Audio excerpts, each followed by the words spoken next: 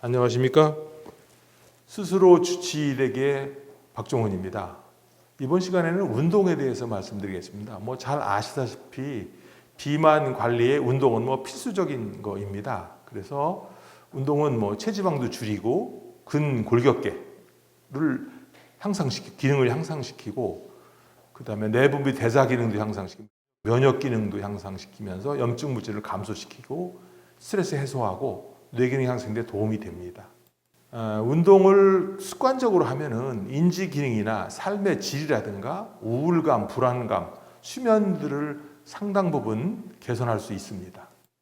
또한 여러 가지 암 위험의 예방을 합니다. 유방암, 방광암, 대장암, 자궁내암, 식도, 신장암, 폐위암을 줄일 수 있습니다.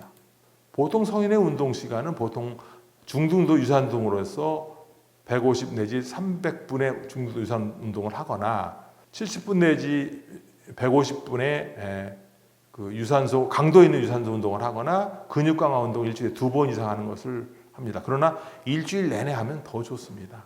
그리고 앉아있는 시간을 줄여서 가능하면 작은 집안일 같은 활동을 계속 하는 게 좋고요.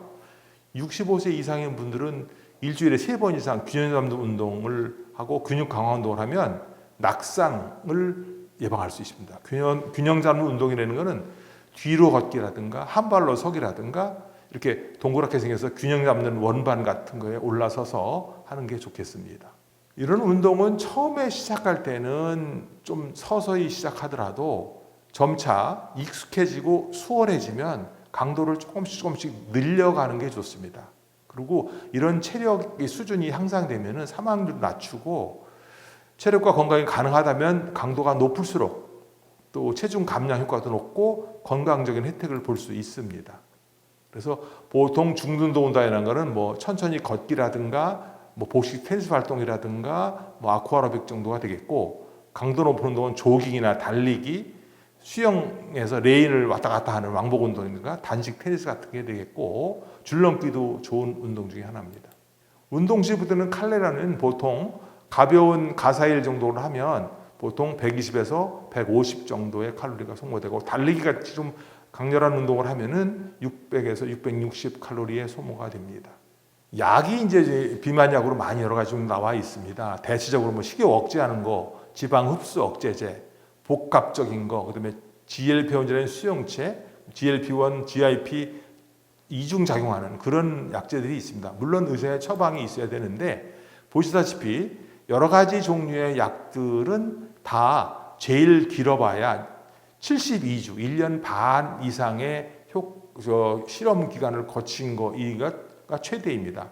최근에 나온 여러 가지 주사제가 상당히 많이 효과가 있는 걸로 보여지긴 합니다만은, 이런 형태의 주사 반응에 의한 4가지 비만에서 제일 효과를 볼 수 있는 사람은 배고픈 두뇌형이라고 해서 포만감을 느끼기 위해서는 많이 먹어야 되는 양, 이런 사람들이 최근에 나온 위고비라든가 기타 비만 치료제가 잘 듣지만, 이거를 계속 썼을 때 근육 감소가 이어져 가지고 심혈관 합병증이 증가한다든지 골다공증 위험이 생기면 여러 가지 또 문제가 생기기 때문에 비만으로 인한 여러 가지 질병이 완화될 때까지 소량, 그다음에 가능한 짧은 기간을 투여하는 게 좋겠습니다. 기타 이제 보완제제로서 체면 치료나 스피루나 키토산, 오메가3 지방산, 비타민 D, 섬유소, 식물 추출물 중에 여러 가지 종류들, 마황을 비롯한 것들이 일부분 결과를 보여줬지만, 키토산, 섬유소처럼 부작용이 발견되거나 혹은 마황처럼 미국에서 금지가 된 성분들이 우리나라에서는 지금도 유통되고 있는 것은 좀 안타까운 현실입니다.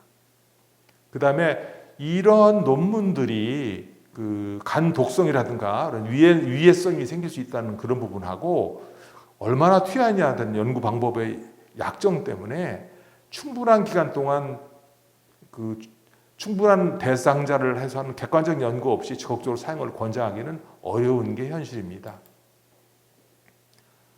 이상은 약품에 대해서 말씀드렸고요. 다음번에는 마음 챙김에 대해서 말씀드리겠습니다. 감사합니다.